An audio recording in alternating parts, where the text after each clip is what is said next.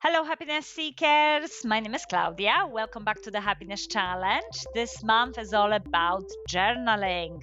In the episode 219, we have heard from the executive coach and speaker, Madeline McQueen, how journaling creates mental space. Remember, it was all about reducing the swirl and bringing clarity.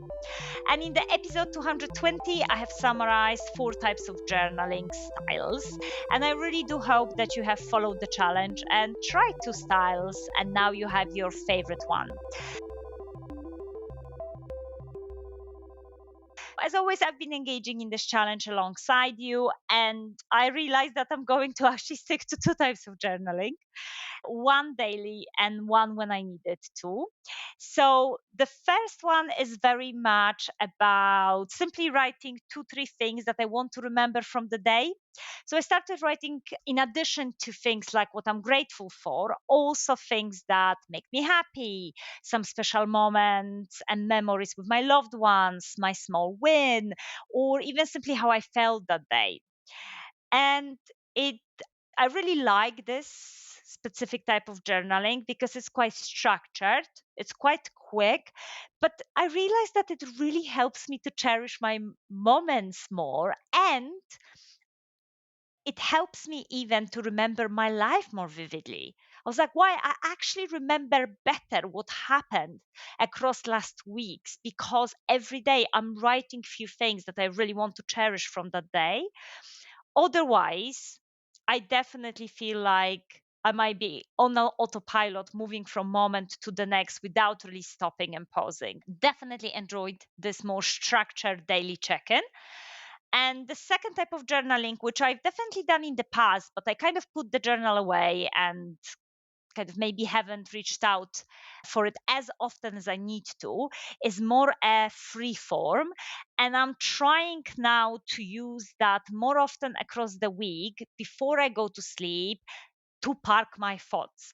Again, rather than having this expectation that after a hectic day I have time, I have just ability to close my eyes and go to sleep, I just take a few moments, even in bullet points, just to process my emotions, structure my thinking, park some thoughts, and sometimes even it is to park creative swirl I have of all the different ideas that are in my head. And this journaling definitely is going to happen and was happening when I needed it. But I definitely done it more often because of this month challenge. So I do hope that you have tried some of the different journaling types and you have the one that, you know, sticks with you, agrees with you, or you're going to do so in the future. Now, journaling can sound a little bit like a soft, fluffy habit, but it has been actually studied for decades now. In this episode, I will look at what research suggests journaling can do for stress and well being. So, research studied journaling from a little bit different perspectives, and it's very much agrees on the following findings. So, definitely, it has been shown that expressive writing can support mental and physical health. So, there is quite large body of research on expressive writing when you are writing about thoughts and feelings around stressful experiences, and that actually suggests improved well-being and also improved physical health. This idea of expressive writing, and I was surprised to find out, was already introduced and studied in 1986 when people already shown improvements in health related outcomes after writing about difficult experiences. So it's really interesting to understand that journaling isn't only to be writing about nice story, but it's very much a place where we give a brain time to process and organize our emotional material. The second aspect around journaling is that it can help emotional regulation.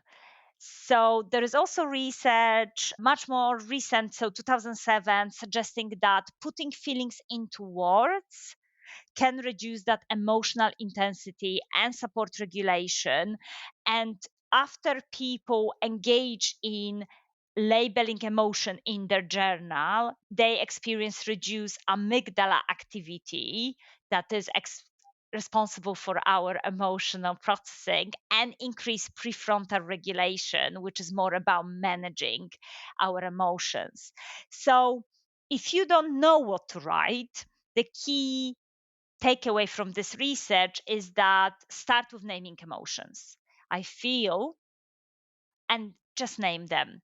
And that can in itself be very quick, beneficial exercise.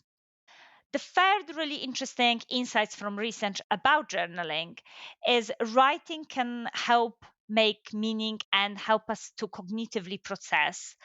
And again, it's about the fact that when we have this mental swirl, which I mentioned in different episodes and has been mentioned by my guest, journaling help us to create a coherent narrative and integrate different experiences, and it can actually allow us to also understand what story are we repeating on autopilot in our head. And lots of very interesting studies that shows that writing have improved health outcomes because of that cognitive processing.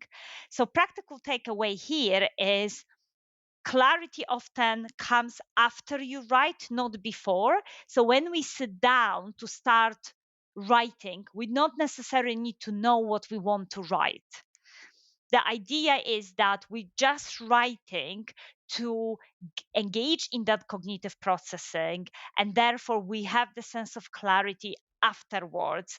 Aha, this is what I'm telling myself. Aha, this is what I'm truly thinking. Aha, this is what's on my mind. And the final one, which I think we won't be surprised about, is about journaling plus gratitude.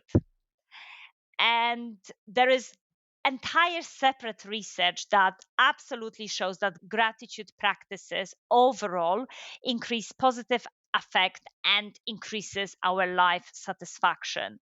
Again, keeping gratitude list is absolutely associated with improved well-being compared to just not writing at all, or compared to thinking about all the hassles or thinking about neutral events. And the practical takeaway from research, especially by Emmons and McCullen in 2003, was very much about gratitude journaling works best when it's very specific and believable, not forced. If you have days when you think, oh, I really cannot, I don't necessarily feel I'm grateful for something, it's okay. Maybe come back to it later. It has to be something that we feel, yeah, I'm truly grateful for this, rather than, okay, let me write that I'm grateful for my food because that's what I should be grateful for. And if you want to dive deeper into the topic of gratitude, which I think is absolutely fascinating because it is one of the habits that has the power to completely rewire our brain, you can check out my chapter about gratitude in my book, The Alphabet of Happiness, because it's so important. I dedicated entire chapter to this concept. So, in summary, why journaling works. If anytime anyone asks you, or maybe you have a cynical friend and or a partner, and they're like, why are you journaling? Now we have all those journals lying around the house. Why are you even bothering to do it? We have four specific aspects.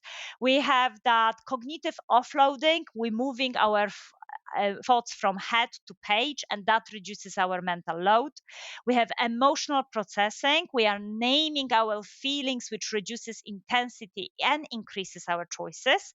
We have that narrative coherence. We are helping our brain to actually structure and file almost the experience. And often we have also problem solving, that once the swirl is on the paper, we can see what the step become visible and we have that clarity. And finally, of course, we have this aspect of gratitude. We can engage in the act of appreciating our life. So, how can we actually journal in a kind of science aligned way, if you like? Very 5-minute, easy structure could be: name your feeling. Right now, I feel.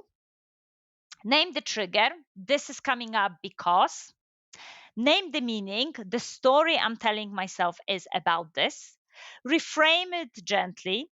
Another possible explanation is, or maybe I could choose one step, one small next step I can take is this. And finally, even in this situation, one thing I'm grateful for is. So, thank you so much for listening, and I will see you next month. It will be March, which is very special for me overall because it's my birthday and it's my husband's birthday as well.